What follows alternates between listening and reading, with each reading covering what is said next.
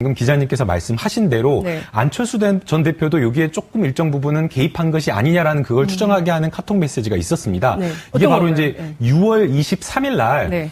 그 이준서 전 최고위원이 이유미 씨와 이제 대화를 주고받으면서 안철수 전 대표의 보좌관이나 비서 번호를 아느냐라고 이야기하면서 직접 연락을 해야겠다라고 이야기를 하는 겁니다. 네. 그러면서 이준서 전 최고위원이 네. 안철수 전 대표를 5분간, 그 다음날엔 6월 24일 날 5분간 독대를 했다라고 지금 밝히고 있는 상황인 겁니다. 그렇죠. 물론 이 부분과 관련해서 이준서 전 최고위원은 이 사안에 대해서 논의를 한 것이 아니라 당의 대선을 치렀을 때 있었던 일반적인 고소고발 사건의 처리와 관련된, 왜냐하면 이제 안철수 대표로 이름으로, 왜냐하면 안철수 전 대표의 명예를 훼손하거나 네. 이 선거운동을 방해한 그런 것이 있기 때문에 이 고소고발 처리와 관련돼서 동의를 해주려면 안철수 전 대표가 해야 되는 것이고 국민의당의 누군가를 할 수 있는 것이 아니기 때문에 네. 그렇다라고 이야기를 하고 있는데 그러나 저희가 이상하다라고 하는 것은 일반적으로 지금 굉장하게 그 심각한 이 문제가 남아 있는데 네. 이 문제를 놔두고 그냥 일반적인 고소고발 사건을 안철수 전 대표와 상의를 했다? 그럼 받아들이기가 조금 어렵고요. 그 다음에 결정적으로 더 이해할 수가 없는 것이 25일 날 그러고 나서 그 이준서 전 최고위원과 이유미 씨가 나눈 카톡 메시지입니다. 네. 바로 이제 송강 변호사라고 하는 그 변호사를 이준서 전 최고위원이 추천을 해주는데 그렇죠. 그래서 지금 선임이 되어 있는데 네. 바로 이 송강 변호사라는 분이 안철수 전 대표의 그 정책비서관 출신이고요. 그래서 이 송강 비서관이 본인의 어떤 법률 사무소에 있었던 다른 변호사, 차모 변호사를 추천을 해서 지금 이유미 씨 변호인으로 되어 있는데 네. 이 또 차모 변호사의 부인, 아내 네. 되는 사람이 안철수 전 대표의 안랩의 그 출신이고 네. 안철수 의원실의 비서로 활동했던 사람이라고 해서 왜냐하면 안철수 전 대표 입장에서 이 사건과 본인이 무관하다라고 한다면 네. 아니 무관하지 않다라고 하더라도 일반적이라고 한다면 사실은 선을 긋고 네. 뭔가 추천을 해주거나 이런 것을 하지 않을 텐데 본인의 굉장히 가까운 변호사를 네. 추천을 해서 이유미 씨의 변호인으로 선임하게끔 했다라고 하는 것은 이 부분과 관련해서는 아마 검찰에서도 추가적인 어떤 질문이나 조사가 이루어질 것으로 생각이 됩니다. 통상 저희가 이제 정치의 문법으로 해석을 해보려면 이쯤 되면 나와야 되거든요. 안철수 그렇죠. 대표가 나와서 뭔가 해명을 하거나 입장을 밝히거나 몰랐으면 몰랐다, 알았으면 알았다 얘기를 해야 되는데 계속 침묵이에요. 최영일 평론가님은 어떻게 보세요? 조금 이제 지금 이제 네. 이 벌어진 일을 김 기자님 정리해 주셨고 네. 그 이후에 벌어진 또 새로운 추가된 것들을 지금 이제 우리 김 변호사님께서 말씀해 주셨으니까 제가 이상한 점을 하나 여기다 더 추가를 드리면 네. 지금 뭐 이것이 조직적인 개입이었다면 당을 해체하겠다. 박주선 비대위원장 얘기입니다. 그랬죠. 뭐 그리고 이 사실이 알려지면 당이 망할 것이다. 카톡에 등장하는 이유미 씨 얘기입니다. 네. 당이 지금 망했어요. 솔직하게 말씀드리면 그걸 국민의당 분들이 인정을 안 하고 계세요. 몇 가지 근거를 말씀드리면 네. 자 이런 사안이 벌어져서 당 조직은 진상조사단을 꾸립니다. 그렇죠. 김관영 의원이 단장이에요. 그리고 기자들이 계속 물어볼 거 아닙니까? 중간 발표 잠깐 했고 자 그럼 최종 언제 발표하십니까? 언제 조사 끝나나요? 다음 주 초쯤 될 겁니다. 하지만 마지노를 두진 않겠습니다.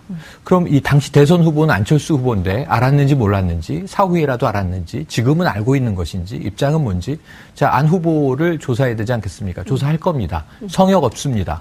일정은 아직 안 잡혔지만 그럼 다음 주 초에 발표를 하려면 주말 상간에는 안 후보에게 물어봐야 되잖아요. 그렇죠. 어떻게 인지하고 계십니까? 지금 이 사실을 입장은 뭡니까? 근데 이제 어쨌든 주말에 그거는 진상조사단이 조사한다 치고 다 이제 취합을 해야죠. 진상조사단의 발표 나오지 않았어요. 검찰도 자 국민의당 진상조사단의 이 조사 내용과 발표 내용을 예의주시하겠다. 공조하지 않는다 이렇게 얘기를 했어요. 자 그런데 이게 언론에 보도된 게 27일 정도 되죠. 그렇죠. 그때부터 바로 이용주 의원이 나와서 이용주 의원은 어떤 분이냐면 선거 때 공명선거 추진단장. 그렇죠. 이분이 단독범행이라고 들었다. 확인했다. 이건 확실히 단독범행이다. 다음 날 다시 카톡을 들고 나옵니다. 맞아요. 단독범행이다. 아니 진상조사단은 조사가 안 끝났는데 네. 왜 이분이 자꾸 나와서 단독범행이라고 단정을 하죠? 국민들이 보기에는 국민의당만 지금 바라보고 있으면서 검찰 얘기는 뒤로 빼고 네. 한 당에서 여러 가지 얘기를 하고 있는 거예요. 아직 미확인됐습니다. 조사 중입니다. 발표를 기다려 주십시오. 단독입니다. 이렇게 얘기를 하고 있단 말이에요. 네. 그럼 이용주 의원은 왜 저렇게 단독 범행임을 강조하고 있을까? 그랬는데 또 이 이유미 씨의 변호인이 단독 범행이라고 얘기한 적 없는데요. 검찰에서 그렇죠. 이렇게 얘기를 해요. 그러면은 이제 이용주 의원한테 기자가 물어봤잖아요. 누구한테 들으셨습니까? 변호인에게 들으셨나요? 변호인은 아니고요. 그럼 누구죠? 그 변호사 사무실 관계자입니다. 그게 누군지도 모르겠어요. 그 관계자가 지금 의뢰인을 맡은 변호인의 아내분인지 정말 네. 안랩의 직원분인지 아니면 송강 변호사인지 뭐 누군지 모르겠단 말이에요. 그게 출처를 대지 않고 얘기하는 지금 진실인지 거짓인지 알 수 없는 자꾸 이 진실 공방에 연기를 피워올리는 행위가 네. 첫 번째 벌어진 것과 똑같아요. 출처를 모르는데 자꾸 얘기를 하잖아요. 네. 그때 이 출처가 이렇게 엉터리 같은 조작된 증거 하나를 가지고 네. 이유미 씨의 단독 범행이라고 하려면 다시 대선 시기로 돌아가서 공명선거 추진단에 네. 수석부단장인 이성호 부단장이 수석부단장이 100% 확실하다. 단언을 합니다. 확정을 하죠. 그랬어요. 그리고 당시에 김인원 또 이 부단장도 확실하다. 그리고 고소고발 땡큐 이렇게 얘기를 합니다. 왜냐하면 5월 5일 날 이거 발표했고 5월 6일 날 더불어민주당이 고발하는데 네. 이제 진실이 100일하에 드러날 것이다. 이제 진실이 100일하에 드러났잖아요. 네. 그럼 왜 이게 진실이 거꾸로의 진실을 믿었었는지 그때 이게 조직이려면 네. 이게 공당 정당뿐만 아니라 작은 회사 저도 작은 회사에서 근무를 해봤는데 이게 사실이야? 그럼 크로스 체크를 합니다. 그렇죠. 사실이 아니면 회사가 망해요. 왜냐하면 가짜 증거를 가지고 뭔가 싸움을 하는데 던진다? 네. 그럼 지금 와서 이분들이 단독 범행이고 우린 속았다. 우리 국민의당 전체가 피해자다라고 하려면 무능하기 짝이 없었다는 걸 얘기하는 거예요. 아무도 체크 안 했다는 얘기잖아요. 국민의당이 스스로 피해자 코스프레를 해봐야 국민들은 안 속는다. 안 속는다가 아니라 네. 이게 사실이 저는 네. 몰랐다는 게 사실이면 더 큰일 날 문제입니다. 더 스스로 정당 활동을 하면 안 되죠. 네. 왜 국회의원들이 보좌관을 줄줄이 거느리고 세비를 받아먹어요. 왜? 체크하라고 있는 거 아니에요. 그렇죠. 지금 인사청문회에서도 고성치는 게 자료 1053건 왜 안 냈습니까? 왜 405건만 낸 겁니까? 이런 네. 분들이잖아요. 그렇죠. 예. 이런 분이 이거를 달랑 하나인데 증거가 뭐 몇 개 합쳐야 두세 네. 개인데 이거 보좌관한테 체크라고 예를 들면 이유미 씨하고 원래 친해요? 이분들? 제가 알기로 안 친한 걸로 알고 있는데요. 네. 2012년 선거 캠프에도 참여했었지만 작년에 이 출마를 이제 타진한 걸로도 알지만 이준서 최고위원은 안철수 후보의 영입 인사 1호. 네. 천재다. 이렇게 얘기를 했습니다. 이유미 씨는 안철수 교수의 사제관계 제자. 카이스트 시절에. 네. 그럼 지금 국민의당 내에는 이 사람들을 잘 알고 있는 사람이 없어요. 근데 이 사람들이 가져온 정보를 믿고 던졌다는 거예요. 국민들 앞에 막 큰 소리 뻥뻥 쳤다는 거예요. 네. 그런데 이 사람들 나 잘 모르는 사람인데 이 사람들이 준 정보 가지고 100%라고 얘기했어요. 확실하다고 얘기했어요. 수 없는 일이죠. 이걸 누가 믿어요, 국민들이. 그러니까요. 예, 김영하 이게 선생님. 사실은 이유미 씨의 단독 범행으로 생각하기가 어려운 게 네. 이 범죄가 자체가 이루어지려고 하면 이유미 씨 혼자서는 불가능하다라는 겁니다. 우리가 이제 대선 캠프를 하게 되면 대선 캠프 조직 자체가 굉장히 여러 조직으로 방대하게 되어 있기 때문에 여러 군데에서 뭐 정보가 올라오고 제보도 여러 각 분야 뭐 국방이면 국방, 뭐 국정원, 경찰 여러 경로를 통해서 제보가 들어오기 때문에 사실상 이 제보 자체가 그 뭐 선거 캠프 안에서 뭐 아주 넓게 폭넓게 논의돼서 다뤄지지는 않는 구조긴 맞습니다. 네. 그러나 제보가 어느 쪽으로 들어오건 간에 기본적인 ABC 절차라는 것이 있는데 그중에 가장 첫 번째 먼저 하는 것이 이 사람의 신원이 확실한지 여부와 그 다음에 이 제보된 내용이 사실인지 구체적인지 여부를 확인하게 되는 겁니다. 그러려고 하면 사실은 이거는 뭐 단순하게 제보를 했던 그 라인에서 하는 것이 아니라 반드시 법률지원단이나 아니면 법조인 팀에서 크로스체크를 할 수밖에 없는 상황이데요. 그렇죠. 바로 이 점 때문에 이유미 씨가 허위로 제보를 한다고 하더라도 법률지원단과 다른 어떤 팀에서 이것을 검증하는 절차가 거쳐져야 되기 때문에 이것은 단독으로 하기가 어렵다라는 그런 생각이 드는 겁니다. 아니 기자들이 기사 쓸 때도요. 좀 까리한 문제들이 이 방송 적합명을 조금 아리송한 문제들이 있을 때는 반드시 그 자문 변호사, 고문 변호사의 법률 검토를 받아서 기사를 내보내거든요. 근데 하물며 공당이 그런 것 없이 그냥 어떤 사람 제보만 믿고 그냥 한다? 이해할 수 없죠.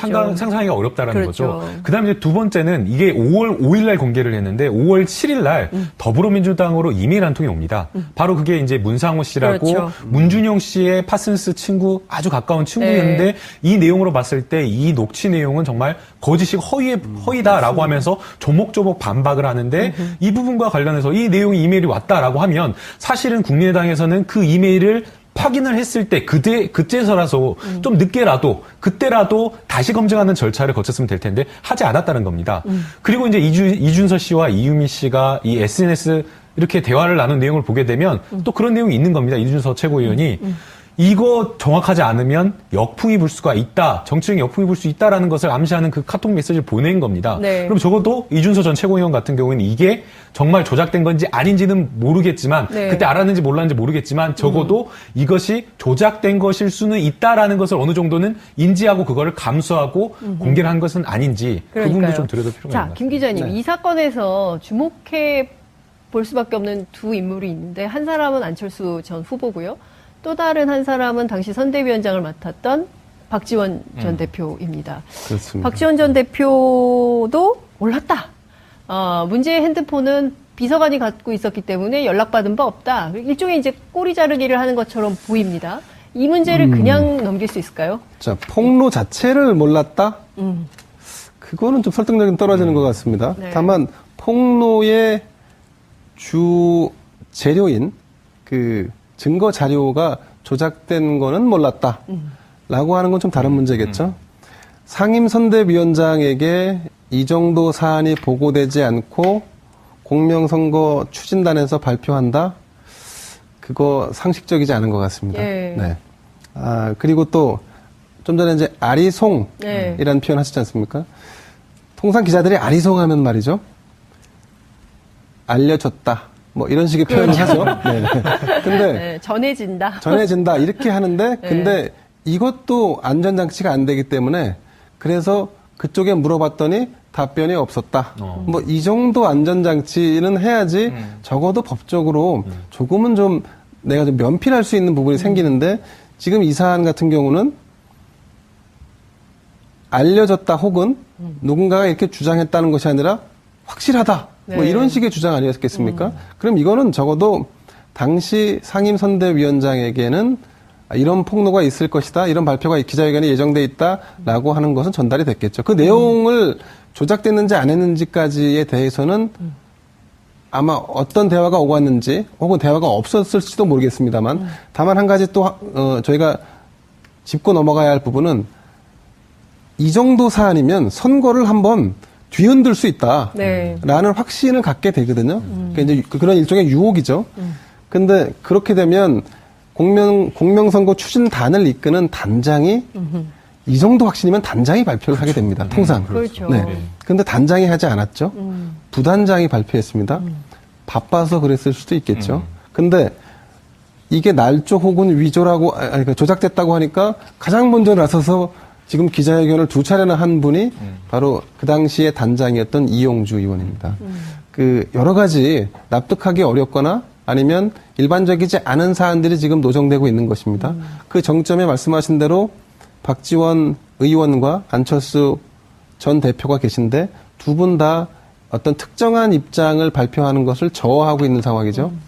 그래서 이 부분 당에서 조사할 것이 아니라 저는 이 선거에서 늘상 이런 것들이 반복되는 것은 이 정부가 청산해야 하는 패단, 이것도 일종의 선거의 적폐라고 생각합니다. 그렇기 때문에 청산해야 된다. 그렇습니다. 그런 차원에서 본다면 앞으로 이런 일이 재발되지 않게 하기 위해서는 정말로 일벌백계하는 검찰의 수사가 필요하다고 봅니다. 거기서는 말씀하신 대로 박지원 의원이든 아니면 당시 후보였던 안철수 전 대표도 예외일 수 없을 것 같습니다. 그러니까- 안철수 전 대표, 박지원 의원, 왜냐하면 검찰 조사 받아야 된다. 당시에 보고 라인이 예. 예컨대 공명선거 추진단이었다면 추진단의 이용주 단장과 그 다음엔 박지원 상임선대위원장, 그 다음에 후보까지 가는 이런 라인의 보고 체계가 기본적으로 있고 이 정도 사안에 만약에 후보에게 보고하지 않고 기자회견을 했다.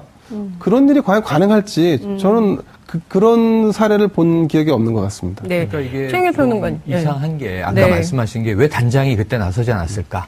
그 이후에 보면 이상한 점이 여러 가지가 있는데 자 먼저 선거 이전에 벌어졌던 이 사건의 현장 그리고 지금 현재 그 사후 대처하는 모습 사후 대처가 전 훨씬 더 의구스러운 거예요. 더 심각한 문제다. 사건이 벌어진 건 좋아. 선거가 전쟁이니까 네. 정말 이 지푸라기라도 잡고 지금 뭐 많이 밀리고 있었잖아요. 그렇죠. 그 이기고 시절에. 싶었겠죠. 네. 그리고 문준용 씨 문제가 팩트라고 믿었겠죠. 국민당 내에서는.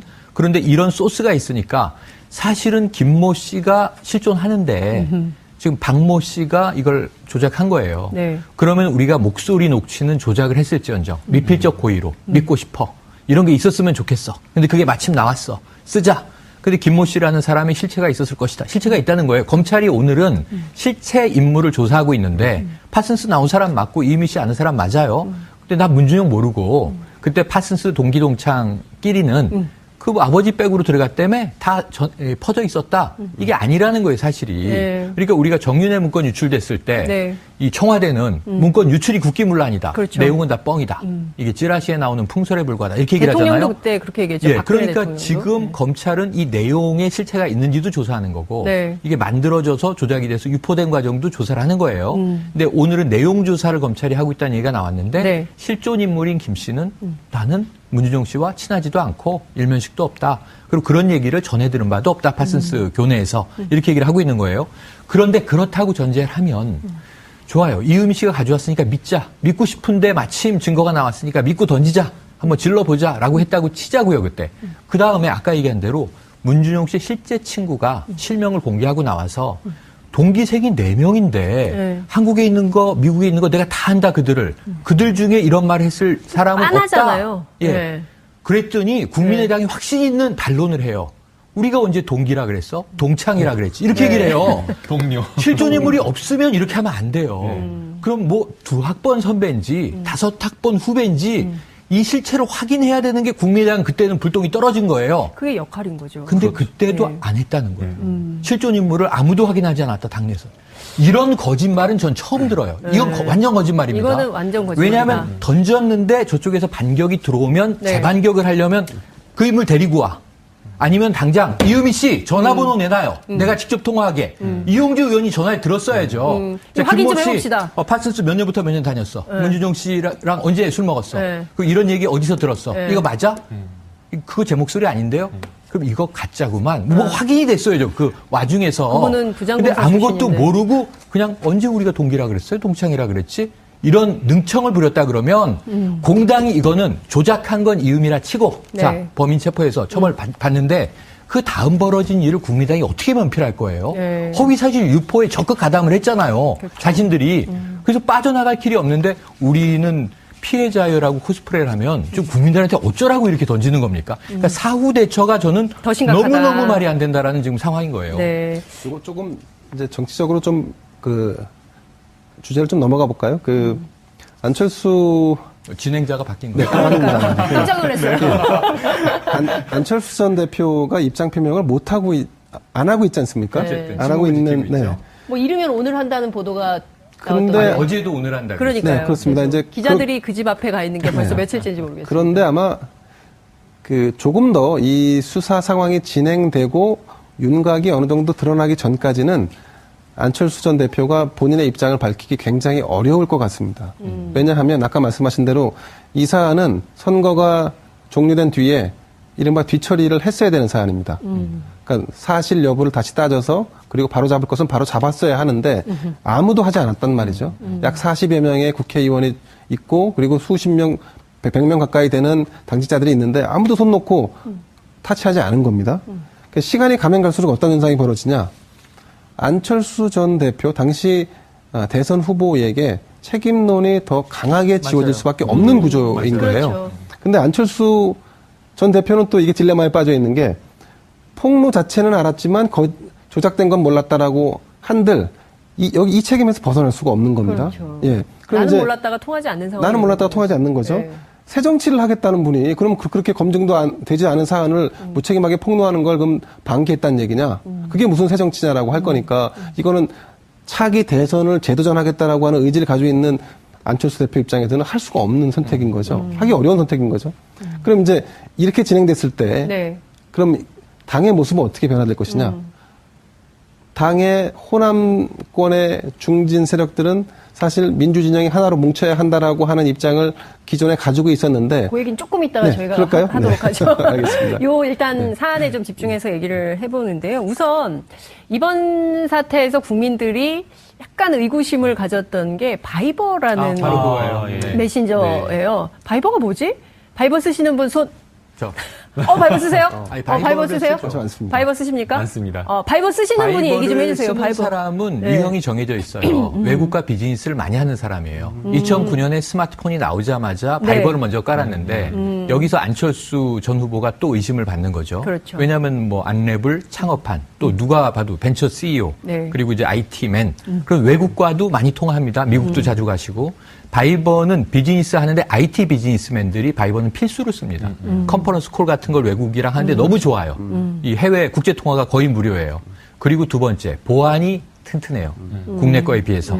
국내 것은 기술적인 보안이 나쁜 게 아니라 카카오도 보안 좋은데 이 정부가 요청하면은 협조해야 되는 거지 않습니까? 그러니까요. 정치 권력 때문에. 네. 그래서 다 텔레그램으로 그렇죠. 이민을 망명을. 정치 망명을 저희 그 사이버 망명을 네, 사이버 했었죠. 망명을 했었죠. 텔레그램은 러시아 과학자가 개발했지만 이제 독일로 가 있는 사람이 이제 개발한 것이고 그게 이 보안 기술의 문제보다는 보안 정책의 문제다. 카카오는 국내 업체라 네. 정부의 압력이 한계가 취약하다. 하지만 외국 업체야 뭐 이 우리나라가 협조 요청을 해도 우리는 공개 못합니다. 하면 끝. 바이버를 많이 써요. 그래서 제가 보기에는 정치인이 바이버를 쓸 이유는 별로 없어요.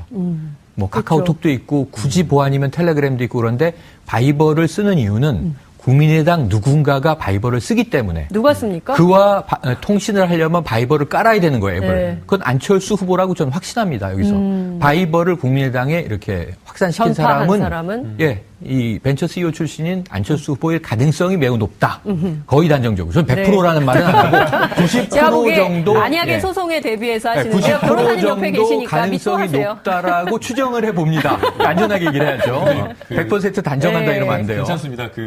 안철수 전 대표가 바이버를 썼다라는 정도의 이야기는 뭐 전혀 왜냐면 많이 바이버 쓰는 게 예, 문제가 안 되니까요. 아니니까요. 그래서 저는 바이버를 쓰고 있고 네. 그래서 안 후보와 안 후보가 몸은 하나잖아요. 뚜벅이 유세하고 있었던 때잖아요. 네. 아까 말씀드린 네. 대로 바이버를 쓴 것으로 알려진 거죠? 예, 그렇죠. 맞습니다. 네. 그래서 당시 이제 더불어민주당 같은 경우에는 텔레그램으로 모든 선거와 관련된 자료라든가 내용을 공유를 했었고요. 네. 그다음에 이제 국민의당 같은 경우에는 바이버를 주로 완전히 다 이용한 것은 아니었지만 네. 안철수 당시에 이제 후보와 굉장히 좀 가깝게 연락을 소통하는 사람들은 바이버를 이제 많이 깔아서 사용을 연락을 했었다라고 그렇게 전해지고는 있습니다. 그리고 이제 이 바이버가 왜 여기서 문제가 되느냐라는 것을 좀 짚어볼 필요가 있는데요. 네. 사실은 이 녹취록이 공개된 게 5월 5일인데 이준서 전 최고위원이 박지원 당시 이제 상임대표에게 선거 네. 상임대표에게 이 내용을 이유미 씨가 제보한 그 카카오톡 캡처 화면 12장을 미리 보냈다라는 겁니다. 근데 그게 미리 보낸 게 바로 5월 1일 날짜로 보냈는데 그렇죠. 그거를 바로 바이버라는 것을 통해서 보냈다라고 지금 이야기를 하고 있는 겁니다. 그렇다고 한다면 지금 이유미 씨와 이준서 최고위원은 카카오톡으로 뭔가 주고받은 내용을 증거로 해가지고 캡처해갖고 보냈는데 왜 이것을 캡처해가지고 바이버로 보낼 때는 보냈을까? 바이버로 보냈을까라는 게 카카오톡으로 안 하고. 그렇죠. 카카오톡으로 안 하고 네. 그게 하나 문제인 거고요. 네. 그다음에 두 번째는 박지원 전 대표 같은 경우에는 나는 관계없다라고 지금 이야기를 하면서 지금 해명을 하는 이야기가 탄핵 이후로 대선 전국으로 본인이 굉장히 공격을 받아가지고 문자 폭탄을 많이 받았기 때문에 이 휴대폰을 두 개를 들고 다니면서 하나는 비서에게 줬다. 네. 그래서 비서에게 줬는데 비서가 나한테 안 알려줬다라고 얘기를 하고 있으면서 비서 같은 경우에는 뭐 이 내용 자체가 별로 중요한 것을 생각하지 않았다라고 해서 안 알렸다라고 지금 이야기를 하고 있는데 해명을 들어보면 좀 납득하기가 어렵습니다. 어렵죠. 왜냐하면 문자 폭탄을 많이 보내서 비서가 이걸 가지고 있다. 뭐 거기까지는 그럴 수 있는데 지금 이 온 받은 문자가 그냥 문자나 카카오톡으로 막 이렇게 날라온 게 아니라 바이버를 통해서 온 거거든요. 저희가 지금 이야기해봤지만 국민들 중에 바이버 쓰는 사람은 많지 않고 네. 텔레그램도 많지가 않습니다. 그렇다고 한다면 이 내용이 바이버로 왔다라고 하면 비서는 이걸 굉장히 중요하다라는 걸 판단할 수밖에 없었고 네. 또 온 내용 자체가 지금 박지원 전 대표가 그 당시에 뭐 문모닝이라고 할 정도로 굉장히 강도 높게 그러네요. 주장을 하고 비판을 하고 네. 있었던 상황에서 그걸 뒷받침할 수 있는 아주 강력한 증거였다라고 하는데 이것을 비서가 보고를 하지 않았다? 네. 국민들은 좀 이 부분에 있어서 납득하기가 좀 어려울 거라고 그러니까요. 생각이 됩니다. 근데 이 사건의 흐름을 쭉 지켜보면 말이죠. 처음에는 국민들이 충격을 받았어요. 이제 이유미 씨 자체의 1인 역할극, 핸드폰 3개 두고 했던 1인 역할극에 굉장히 놀랐지만 이게 계속 사건을 따라가다 보면 오히려 이유미 씨가 이게 도둑이 제발 저린다고 이거 빨리 좀 해결했으면 좋겠다고 생각을 했는데 오히려 당에서 이거 공개되면 우리 당 완전히 망한다. 이거 안 된다. 이걸 막은 흔적도 나오고 있는 거 아닌가요? 막았을지 안 했을지 예, 확신할 뭐, 수는 없습니다만은 네. 통상 이런 사건이 벌어지면 당사자는 도움을 요청하죠. 내가 당을 위해서 일을 했다 혹은 뭐 어떤 특정인을 위해서 일을 했는데 검찰이 수사망을 좁혀오니 네. 이 부분을 어떻게 해결할지에 대한 도움을 달라 했는데 아마 냉정하게 판단하자면 근데 이제 와서 그걸 어떻게 도와줄 수가 있니? 너가 한 거니까 너가 책임져라. 라는 정도의 얘기를 듣지 않았을까. 근데 그걸 받아들이는 당사자 입장에서는 네. 꼬리 자르기 위해서 나에게 다 덤태기를 쓰라고 하는 것으로 인식될 수 있고 당의 입장에서는 또 상대적으로 결국 네가 조작한 물건을 가져와서 이제 와서 당에서 도움을 요청하고 그럼 당도 같이 죽자는 얘기냐라고 하는 반응이 오고 간 것을 상대적으로 해석하면은 그렇게 약간 극단적으로 좀 나올 수 있는 부분이 아닌가 싶습니다. 네, 그렇군요. 이제 검찰 조사가 본격화될 텐데요. 김남국 변호사님 어떻게 전망하십니까? 검찰이 이 사건 어디까지 칼끝을 겨눌까요? 네, 일단은 검찰 같은 경우에는 성역 없는 수사를 하겠다라고 지금 할 수밖에 없는 상황이기 때문에 네. 아마 수사는 크게 두 갈래로 갈 것으로 생각이 됩니다. 첫 번째는 이 녹취록이 지금 보고가 되어 있기 때문에 이 보고 라인에 있었던 사람들은 전부 다 조사를 할 수밖에 없고요. 물론 이제 처음에 조사를 할 때 피의자 신분으로 조사하기는 어렵지만 네. 그래도 참고인 조사로 해서 보고를 받을 때에 처음에 그때 당시에 그 경위라든지 정황이라든지 그런 부분에 있어서 수사를 할 수밖에 없고요. 그다음 이제 두 번째 방향은 크로스 체크한 이 검증팀 누가 네. 이것을 검증했느냐라는 그 부분에 또 초점을 맞출 겁니다. 사실은 이게 이제 뭐 공개가 되었을 때 네티즌들도 그 파슨스 그 스쿨의 그 동기 명부를 찾아가지고 검증을 할 정도로 굉장히 좀 쉽게 확인을 할 수 있었고요. 네티즌 수사대. 네티즌 수사대. 예, 그리고 아까 이제 최영일 교수님께서 예. 말씀하셨지만 5월 7일 날 문준용 씨의 동기가 이거 아니다라고 하면서 조목조목 반박을 했기 때문에 그 부분에 그 당시 이유로만으로도 검증을 하면 됐을 텐데 검증이 이루어지지 않은 부분이 있기 때문에 아마 네. 검찰에서는 보고 라인과 검증을 했다라고 한다면 이 검증을 어떻게 했느냐라는 네. 어떤 그 두 라인 선상에서 참고인 조사를 할 것으로 생각이 되고요. 네. 그다음 이제 세 번째는 이 녹취록을 만들 때 동생과 이렇게 그 통화를 해서 이렇게 동생의 도움을 받아서 했는데 아마 이분이 혼자 했을 때 이렇게 조작을 했다라고 하면 네. 분명히 뭔가 말을 했을 겁니다. 이거 내가 뭐 혼자 했다라고 그냥 혼자 이렇게 뭐 해서 할 수도 있겠지만 네. 뭐 당과 관련된 내용을 조금이라도 뭔가 이야기를 했을 수가 있기 때문에 지금 뭐 1차 조사는 끝났다라고 이야기가 되고 있는데 네. 아마도 이 녹취록을 실제 녹취한 데 협조한 그 공범을 불러다가 이은미 씨한테 어떻게 부탁을 받고 구체적으로 뭘 했느냐 그리고 혼자 했느냐라는 어떤 그런 부분에 좀 초점을 맞춰 수사를 할 것으로 생각이 됩니다. 검찰 포토라인에 안철수 전 후보, 박지원 의원 설까요, 안 설까요? 조만간.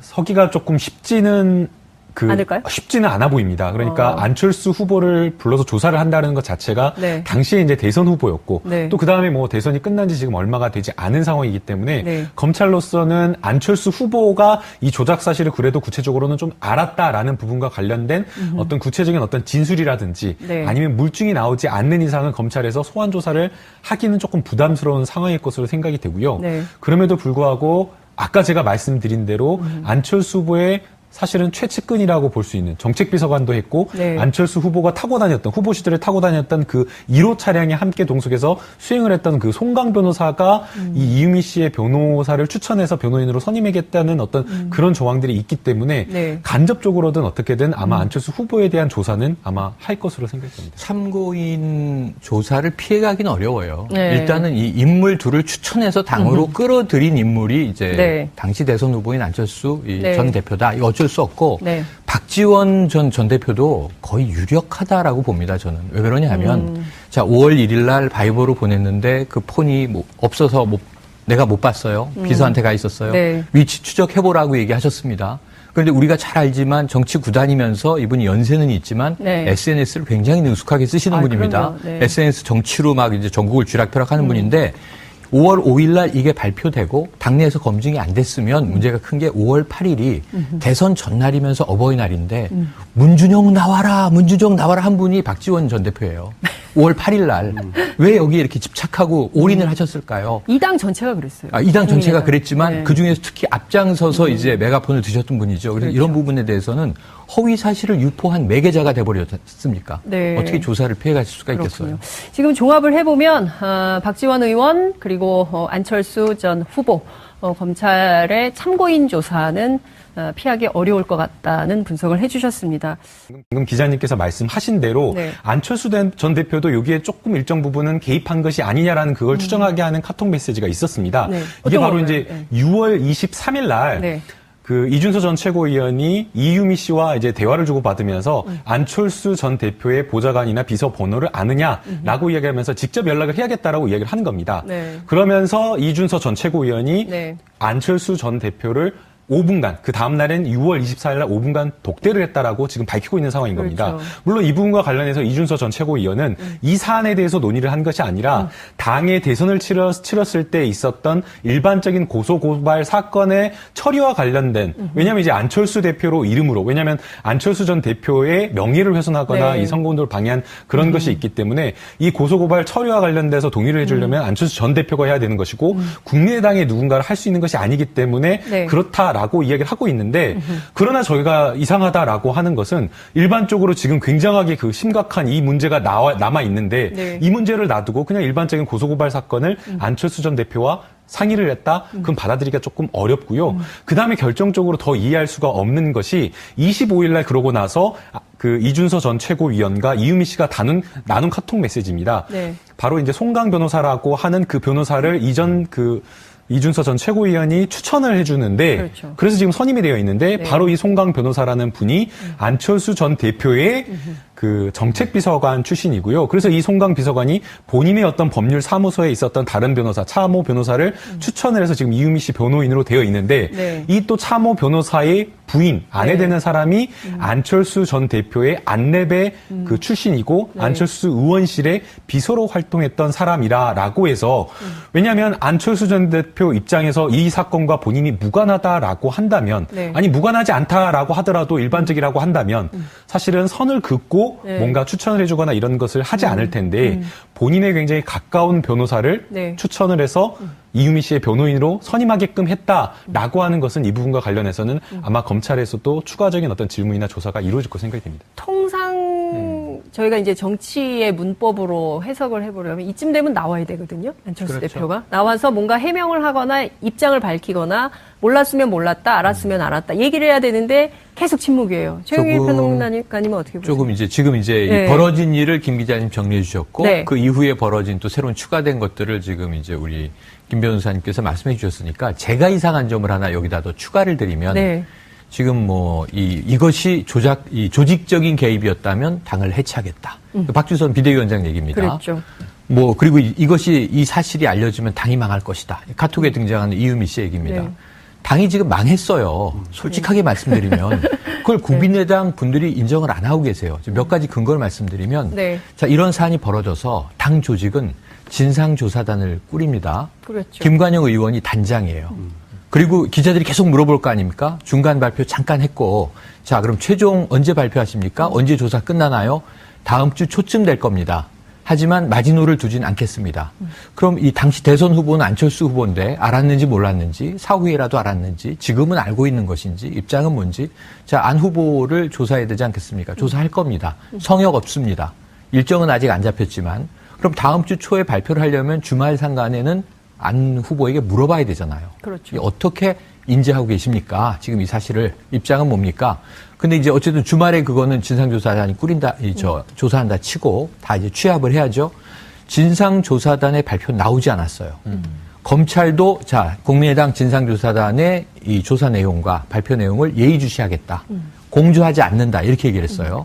자 그런데 이게 언론에 보도된 게 27일 정도 되죠. 그렇죠. 그때부터 바로 이용주 의원이 나와서 이용주 의원은 어떤 분이냐면 선거 때 공명선거 추진단장 그렇죠. 이분이 단독범행이라고 들었다. 확인했다. 이건 확실히 단독범행이다. 다음 날 다시 카톡을 들고 나옵니다. 맞아요. 단독범행이다. 아니 진상조사단은 조사가 안 끝났는데 네. 왜 이분이 자꾸 나와서 단독범행이라고 단정을 하죠? 국민들이 보기에는 국민의당만 지금 바라보고 있으면서 검찰 얘기는 뒤로 빼고 네. 한 당에서 여러 가지 얘기를 하고 있는 거예요. 아직 미확인됐습니다. 조사 중입니다. 발표를 기다려 주십시오. 단독입니다. 단독입니다. 이렇게 얘기를 하고 있단 말이에요. 네. 그럼 이용주 의원은 왜 저렇게 단독범행임을 강조하고 있을까? 그랬는데 또 이 이유미 씨의 변호인이 단독범행이라고 얘기한 적 없는데요. 검찰에서 그렇죠. 이렇게 얘기를 해요. 그러면 이제 이용주 의원한테 기자가 물어봤잖아요. 누구한테 들으셨습니까? 변호인에게 들으셨나요? 변호인은 아니고요. 그럼 누구죠? 그 변호사 사무실 관계자입니다. 그게 누군지도 모르겠어요. 그 관계자가 지금 의뢰인을 맡은 변호인의 아내분인지 정말 네. 안랩의 직원분인지 아니면 송강 변호사인지 뭐 누군지 모르겠다. 범행으로 생각하기가 어려운 게 네. 이 범죄가 자체가 이루어지려고 하면 이유미 씨 혼자서는 불가능하다라는 겁니다. 우리가 이제 대선 캠프를 하게 되면 대선 캠프 조직 자체가 굉장히 여러 조직으로 방대하게 되어 있기 때문에 여러 군데에서 뭐 정보가 올라오고 제보도 여러 각 분야, 뭐 국방이면 국방, 뭐 국정원, 경찰 여러 경로를 통해서 제보가 들어오기 때문에 사실상 이 제보 자체가 그 뭐 선거 캠프 안에서 뭐 아주 넓게 폭넓게 논의돼서 다뤄지지는 않는 구조기는 맞습니다. 네. 그러나 제보가 어느 쪽으로 들어오건 간에 기본적인 ABC 절차라는 것이 있는데 그중에 가장 첫 번째 먼저 하는 것이 이 사람의 신원이 확실한지 여부와 그다음에 이 제보된 내용이 사실인지 구체적인지 여부를 확인하게 되는 겁니다. 그러려고 하면 사실은 이거는 뭐 단순하게 제보를 했던 그 라인에서 하는 것이 아니라 반드시 법률지원단이나 아니면 법조인 팀에서 크로스 체크를 할 수밖에 없는 상황이고요. 그렇죠. 바로 이 점 때문에 이유미 씨가 허위로 제보를 한다고 하더라도 법률 지원단과 다른 어떤 팀에서 이것을 검증하는 절차가 거쳐져야 되기 때문에 이것은 단독으로 하기가 어렵다라는 그런 생각이 드는 겁니다. 아니 기자들이 기사 쓸 때도요. 좀 까리한 문제들이 이 방송 적합용어냐 조금 아리송한 문제들이 있을 때는 반드시 그 자문 변호사, 고문 변호사의 법률 검토를 받아서 기사를 내보내거든요. 근데 하물며 공당이 그런 것 없이 그냥 어떤 사람 제보만 믿고 그냥 한다? 이해할 수 없죠. 상상하기가 어렵다라는 그렇죠. 거죠. 그다음에 이제 두 번째는 이게 5월 5일 날 공개를 했는데 5월 7일 날 더불어민주당으로 이메일 한 통이 옵니다. 바로 그게 이제 문상호 씨라고 그렇죠. 문준용 씨의 파슨스 친구, 아주 가까운 친구였는데 네. 이 내용으로 봤을 때 이 녹취 내용은 정말 거짓이고 허위다라고 하면서 조목조목 반박을 하는데 이 부분과 관련해서 이 내용이 이메일이 왔다라고 하면 사실은 국민의당에서는 그 이메일을 확인을 했을 때 그때서라서 좀 늦게라도 그때라도 다시 검증하는 절차를 거쳤으면 될 텐데 하지 않았다는 겁니다. 그리고 이제 이준서 씨와 이유미 씨가 이 SNS 이렇게 대화를 나눈 내용을 보게 되면 또 그런 내용이 있는 겁니다. 이준서 최고위원이 이거 정확하지 않으면 역풍이 불 수가 있다. 정치적인 역풍이 불 수 있다라는 것을 암시하는 그 카톡 메시지를 보낸 겁니다. 네. 그럼 적어도 이준서 전 최고위원 같은 경우에는 이게 정말 조작된 건지 아닌지는 모르겠지만 네. 그때 알았는지 몰랐는지 모르겠지만 적어도 이것이 조작된 것일 수는 있다라는 것을 어느 정도는 인지하고 그거를 감수하고 공개를 한 것은 아닌지 그 부분도 좀 들여다볼 필요가 있는 것 자, 같습니다. 김 기자님, 네. 이 사건에서 주목해 볼 수밖에 없는 두 인물이 있는데 한 사람은 안철수 전 후보고요. 또 다른 한 사람은 당시 선대위원장을 맡았던 박지원 전 대표입니다. 그렇습니다. 박지원 전 대표도 몰랐다. 문제의 핸드폰은 비서관이 갖고 있었기 때문에 연락받은 바 없다. 일종의 이제 꼬리 자르기를 하는 것처럼 보입니다. 이 문제를 그냥 넘길 수 있을까요? 자, 폭로 자체를 몰랐다? 그거는 좀 설득력이 떨어지는 것 같습니다. 네. 다만, 폭로의 주 재료인 그 증거 자료가 조작된 거는 몰랐다. 라고 하는 건 좀 다른 문제겠죠. 상임선대위원장에게 이 정도 사안이 보고되지 않고 공명선거 추진단에서 발표한다? 그거 상식적이지 않은 것 같습니다. 예. 네. 그리고 또 좀 전에 이제 아리송이라는 네. 표현 하셨지 않습니까? 통상 기자들이 아리송하면 말이죠. 알려줬다. 뭐 이런 식의 표현을 하죠. 네. 근데 네, 전해진다. 전해진다 이렇게 하는데 근데 이것도 안전장치가 안 되기 때문에 그래서 그쪽에 물어봤더니 답변이 없었다. 뭐 이 정도 안전장치는 해야지 적어도 법적으로 조금은 좀 내가 좀 면피할 수 있는 부분이 생기는데 지금 이 사안 같은 경우는 알려졌다 혹은 누군가가 이렇게 주장했다는 것이 아니라 확실하다. 뭐 네. 이런 식의 주장 아니었겠습니까? 그럼 이거는 적어도 당시 상임선대위원장에게는 이런 폭로가 있을 것이다. 이런 발표가 기자회견에 예정돼 있다라고 하는 것은 전달이 됐겠죠. 그 내용을 조작됐는지 안 했는지까지에 대해서는 아마 어떤 대화가 오고 왔는지 혹은 대화가 없었을지도 모르겠습니다만 다만 한 가지 또 저희가 짚고 넘어가야 할 부분은 이 정도 사안이면 선거를 한번 뒤흔들 수 있다라는 네. 확신을 갖게 되거든요. 그러니까 이제 그런 일종의 유혹이죠. 근데 그렇게 되면 공명선거 추진단을 이끄는 단장이 이 정도 확신이면 단장이 발표를 하게 됩니다. 통상. 그렇죠. 네. 근데 단장이 하지 않았죠. 부단장이 발표했습니다. 바빠서 그랬을 수도 있겠죠. 근데 이게 날조 혹은 위조라고, 조작됐다고 하니까 가장 먼저 나서서 지금 기자회견을 2차례나 한 분이 바로 그 당시에 단장이었던 이용주 의원입니다. 그 여러 가지 납득하기 어렵거나 아니 말이에요. 그게 출처를 대지 않고 얘기하는 지금 진실인지 거짓인지 알 수 없는 자꾸 이 진실 공방에 연기를 피워올리는 행위가 네. 첫 번째 벌어진 것과 똑같아요. 출처를 모르는데 자꾸 얘기를 하잖아요. 네. 그때 이 출처가 이렇게 엉터리 같은 조작된 증거 하나를 가지고 네. 이유미 씨의 단독 범행이라고 하려면 다시 대선 시기로 돌아가서 공명선거 추진단에 네. 수석부단장인 이성호 부단장이 수석부단장이 100% 확실하다. 단언을 합니다. 확정을 하죠. 그렇습니다. 그리고 당시에 김인원 또 이 부단장도 확실하다. 그리고 고소고발 땡큐 이렇게 얘기를 합니다. 왜냐하면 5월 5일날 이거 발표했고 5월 6일날 더불어민주당이 고발을 하죠. 고발하는데 네. 이제 진실이 100일하에 드러날 것이다. 이제 진실이 100일하에 드러났잖아요. 네. 그럼 왜 이게 진실이 거꾸로의 진실을 믿었었는지 그때 이게 조직이려면 네. 이게 이 공당 정당뿐만 아니라 작은 회사 저도 작은 회사에서 근무를 해봤는데 이게 사실이야? 그럼 크로스 체크를 합니다. 그렇죠. 사실이 아니면 회사가 망해요. 왜냐하면 가짜 증거를 가지고 뭔가 싸움을 하는데 던진다? 네. 그럼 지금 와서 이분들이 단독 범행이고 우린 속았다. 우리 국민의당 전체가 피해자다라고 하려면 무능하기 짝이 없었다는 걸 얘기하는 거예요. 아무도 체크 안 했다는 얘기잖아요. 국민의당이 스스로 피해자 코스프레를 해봐야 국민들은 안 속는다. 안 속는다가 아니라 네. 이게 사실이 저는 네. 몰랐다는 게 사실이면 더 큰일 날 문제입니다. 더 스스로 정당 무능- 활동을 하면 안 되죠. 네. 왜 국회의원들이 보좌관을 줄줄이 거느리고 세비를 받아먹어요? 왜? 체크하라고 있는 거 아니에요? 그렇죠. 지금 인사청문회에서도 고성치는 게 자료 1053건 왜 안 냈습니까? 왜 405건만 낸 겁니까? 이런 네. 분들이잖아요. 그렇죠. 예. 이런 분이 이거를 달랑 하나인데 증거가 뭐 몇 개 합쳐야 두세 네. 개인데 이거 보좌관한테 체크라고 예를 들면 이유미 씨하고 원래 친해요? 이분들? 제가 알기로 안 친한 걸로 알고 있는데요. 네. 2012년 선거 캠프에도 참여했었지만 작년에 이 출마를 이제 타진한 걸로도 알지만 이준서 최고위원은 안철수 후보의 영입 인사 1호. 네. 천재다. 이렇게 얘기를 했습니다. 이유미 씨는 안철수 교수의 사제관계 제자. 카이스트 시절에. 네. 그럼 지금 국민의당 내에는 이 사람들을 잘 알고 있는 사람이 없어요. 근데 이 사람들이 가져온 정보를 믿고 던졌다는 거예요. 국민들 앞에 막 큰 소리 뻥뻥 쳤다는 거예요. 네. 그런데 이 사람들 나 잘 모르는 사람인데 이 사람들이 준 정보 가지고 100%라고 얘기했어요. 확실하다고 얘기했어요. 있을 수 없는 일이죠. 이걸 누가 믿어요, 국민들이. 그러니까요. 예, 김 변호사님. 이게 사실은 이유미 씨의 단독